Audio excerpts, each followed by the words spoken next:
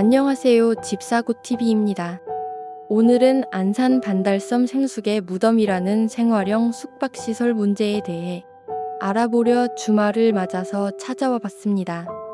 최근 반달섬의 라군 인테라스 1차의 오피스텔 용도 변경이 승인된 이후 반달섬 전체의 미래는 더욱 현실적이고 긍정적으로 전개될 수 있는 가능성이 열렸습니다. 다만 여전히 넘어야 할 과제들도 만만치 않습니다. 이와 함께 같이 가보시죠.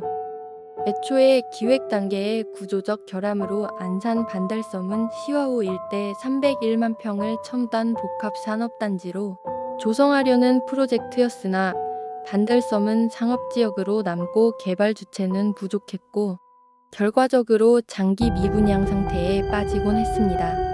아파트 대체라는 생숙 전략으로 높은 용적률 최대 800%과 아파트 규제 회피를 목표로 생숙과 오피스텔 공급이 추진되었죠.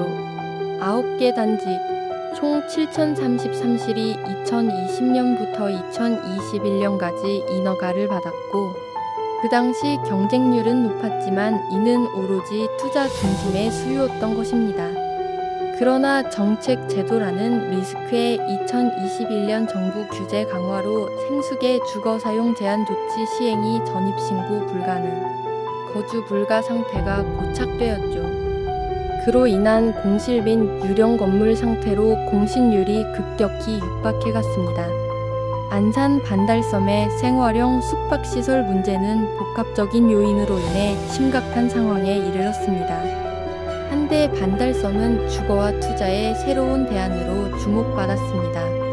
그러나 현재는 엄청 많은 생숙 중 상당수가 공실로 남아 있습니다. 상가는 그나마 중심 상권 라인 외에 거진 비어 있으며 예측할 수 없이 슬럼화 우려가 커지고 있습니다. 과잉 공급과 수요 예측의 실패로 반달섬은 정밀한 수요 예측 없이 대규모 생숙이 공급되어 미분양이 발생했습니다. 2021년 정부는 생숙의 주거용 사용을 제한하고 이행강제금을 부과하는 등 규제를 강화했습니다. 이로 인해 수분양자들은 입주도, 대출도 어려운 상황에 처하게 되었습니다. 그리고 이전 영상 안산 거북섬과 같이 교통 및 생활 인프라도 부족하고 주차 공간도 충분하지 않아 거주 환경이 열악합니다. 수분양자들은 잔금 납부를 위해 대출을 받기 어렵고 실거주도 불가능한 상황에 직면해 있습니다. 일부는 분양가보다 낮은 가격에 매도하려 하지만 매수자가 없어 거래가 이루어지지 않고 있습니다.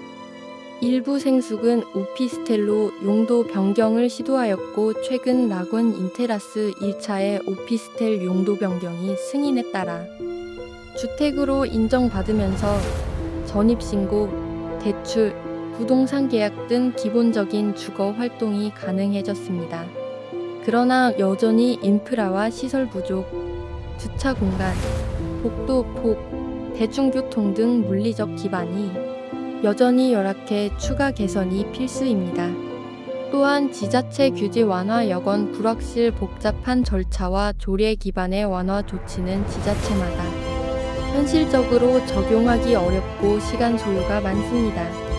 이번 승인이 전국 확산 모델이 될지는 아직 불투명하며 다른 생숙 단지들이 얼마나 따라올지는 정책 실행력에 달려 있습니다.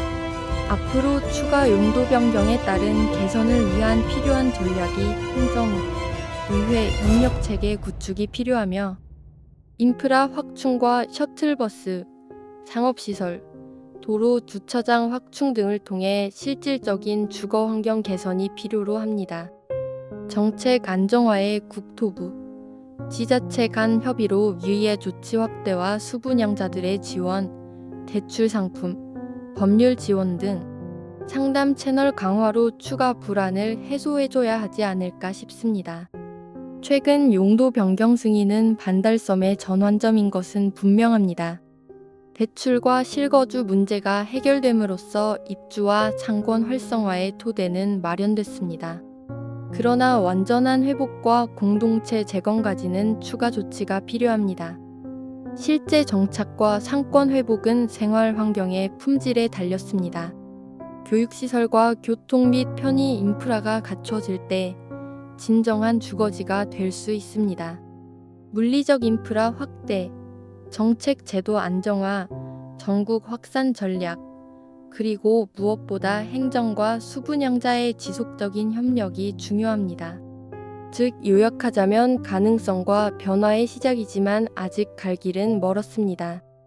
여러분은 반달섬 다시 살릴 수 있다고 보시나요? 아니면 이제는 포기해야 한다고 보시나요? 여러분의 솔직한 생각을 댓글에 남겨주세요.